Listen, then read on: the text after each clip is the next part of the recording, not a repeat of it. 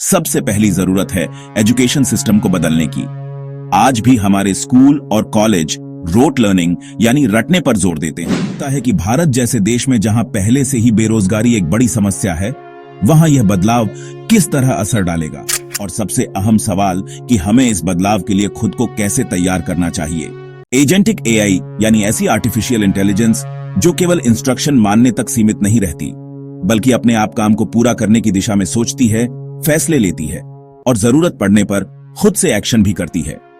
आने वाले समय में पूरी दुनिया के लिए जितनी संभावनाएं लेकर आ रही है, उतने ही बड़े खतरे और चुनौतियां भी खड़ी कर रही है। और सबसे बड़ी चुनौती है जॉब डिस्प्लेसमेंट यानी नौकरियों का बदलना या खत्म होना।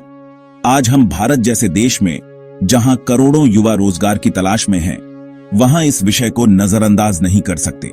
इसलिए इस रिपोर्ट में हम समझेंगे कि एजेंटिक एआई क्या है, यह कैसे काम करती है, इससे नौकरियों पर क्या असर होगा, किन सेक्टर्स में सबसे ज्यादा बदलाव देखने को मिलेंगे, किस तरह की नई नौकरियां बनेंगी और किन नौकरियों का भविष्य खतरे में है, और सबसे अहम सवाल कि हमें इस बदलाव के लिए खुद को कैसे तैयार करना चाहिए, क्योंकि अगर हम तैयार नहीं हुए तो यह टेक्नोलॉजी हमें पीछे छोड़ देगी।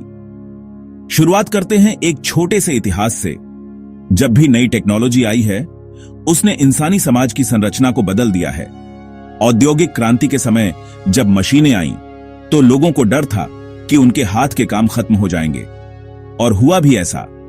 लेकिन धीरे धीरे नई इंडस्ट्रीज, नए बिजनेस और नए प्रोफेशन सामने आए और रोजगार के नए अवसर भी पैदा हुए।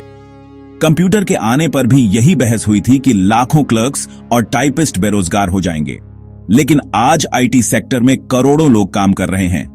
इंटरनेट और स्मार्टफोन ने तो पूरी तरह नया डिजिटल इकोसिस्टम बना दिया, जिसमें social media manager, app developer, e commerce delivery partner जैसी नौकरियां पहले कभी अस्तित्व में नहीं थीं। ठीक उसी तरह एजेंटिक एआई भी एक नया युग लेकर आ रही है।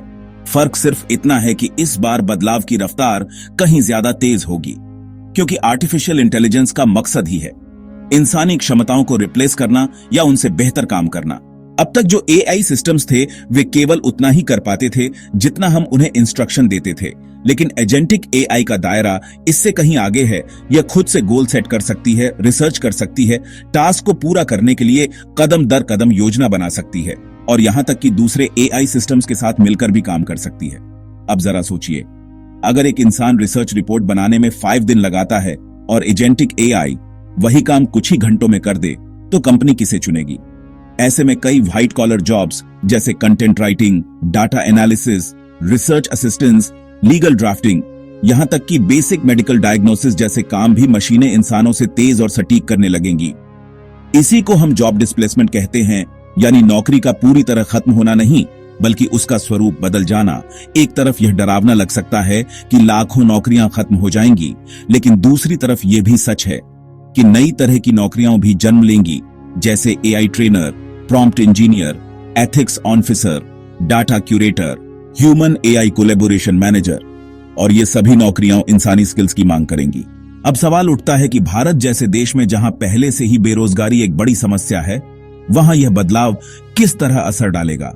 भारत की युवा आबादी बहुत बड़ी ताकत है, लेकिन यही ताकत कमजोरी भी बन सकती है अगर हमारे पास सही स्किल्स नहीं हुए। उदाहरण के लिए कॉल सेंटर इंडस्ट्री, जिसमें लाखों लोग काम कर रहे हैं, आज की डेट में एजेंटिक एआई वर्चुअल असिस्टेंट्स इतने एडवांस्ड हो चुके हैं कि वे ग्राहक की शिकायत सुन सकते हैं, उसका समाधान बता सकते हैं और पूरी बातचीत बिल्कुल इंसानी अंदाज में कर सकते हैं।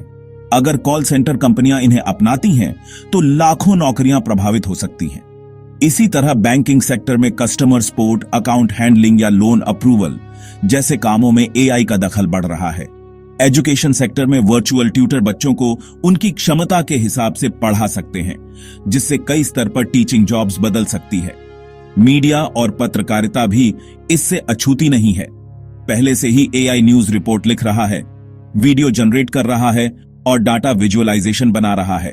तो सवाल यह है कि इंसानों के लिए कौन सी स्किल्स बचेंगी? इसका जवाब है वे स्किल्स जो यूनिकली ह्यूमन हैं, जिन्हें मशीनें रिप्लेस नहीं कर सकती, जैसे क्रिएटिविटी यानी नई सोच और नए आइडियाज पैदा करने की क्षमता, क्रिटिकल थिंकिंग यानी किसी समस्या को गहराई से समझने और तार्किक समाधान निकालने की क्षमता, और एम्पैथी यानी दूसरे इंसान की भावनाओं को समझने और उसके हिसाब से व्यवहार करने की क्षमता। उदाहरण के लिए, अगर कोई मरीज डॉक्टर के पास जाता है तो केवल डायग्नोसिस ही काम नहीं है, उसे भरोसा देना, उसकी परेशानी को सुनना और भावनात्मक सपोर्ट देना भी उतना ही जरूरी है, जो काम मशीनें अभी नहीं कर सकती। इसी तरह लीडरशिप, टीम वर्क और कॉम्प्लेक्स प्रॉब्लम सॉल्विंग ऐसी स्किल्स हैं जिन्हें हर हाल में इंसानों की जरूरत रहेगी। अब बात करते हैं कि इस बदलाव से भारत को कैसे निपटना चाहिए। सबसे पहली जरूरत है एजुकेशन सिस्टम को बदलने की। आज भी हमारे स्कूल और कॉलेज रोट लर्निंग यानी रटने पर जोर देते हैं, लेकिन हमें बच्चों को ऐसी स्किल्स सिखानी होंगी जिनसे वे भविष्य के लिए तैयार हो सकें, जैसे digital literacy, problem solving, communication और कोलैबोरेशन। दूसरी बड़ी जरूरत है स्किल अपग्रेडेशन की। जो लोग पहले से नौकरी में हैं, उन्हें बार बार नई टेक्नोलॉजी सीखनी होगी। जैसे 10 साल पहले जिसने स्मार्टफोन ऐप्स चलाना नहीं सीखा, वह डिजिटल इकोनॉमी से बाहर हो गया। वैसे ही आने वाले सालों में जिसने एआई टूल्स इस्तेमाल करना नहीं सीखा, वह नौकरी की दौड़ में पीछे रह जाएगा। सरकार की भी जिम्मेदारी है कि वह स्किल डेवलपमेंट प्रोग्राम्स पर निवेश करे, ट्रेनिंग सेंटर्स खोले और छोटे छोटे शहरों में युवाओं को तकनीक से जोड़ने के लिए इंफ्रास्ट्रक्चर तैयार करे। कॉर्पोरेट सेक्टर को भी चाहिए कि वे केवल मुनाफे के लिए नौकरियों में कटौती न करें, बल्कि अपने कर्मचारियों को रिस्किलिंग के मौके दें। अब बात करते हैं आम आदमी की जिम्मेदारी की। हमें यह मानकर चलना होगा कि आने वाले 5-10 सालों में नौकरियों का स्वरूप बदलना तय है, और अगर हम आज से ही खुद को तैयार करेंगे तो कल के बदलाव हमें डराएंगे नहीं, बल्कि हमारे लिए अवसर लेकर आएंगे। जैसे अगर आप कंटेंट राइटर हैं तो आपको केवल आर्टिकल लिखना ही नहीं आना चाहिए, बल्कि यह भी सीखना चाहिए कि एआई से बेहतर आउटपुट कैसे लिया जाए, कौन सा प्रॉम्प्ट इस्तेमाल करने से सही रिजल्ट मिलेगा और इंसानी टच कैसे डाला जाए। अगर आप टीचर हैं तो आपको यह सोचना चाहिए कि एआई ट्यूटर आपकी मदद से बच्चों को बेहतर तरीके से पढ़ा सकते हैं और आप खुद गाइड या मेंटर की भूमिका निभा सकते हैं। अगर आप डॉक्टर हैं तो एआई डायग्नोसिस आपकी मदद करेगा, लेकिन असली भरोसा और इलाज का मानवीय पहलू आपको ही देना होगा।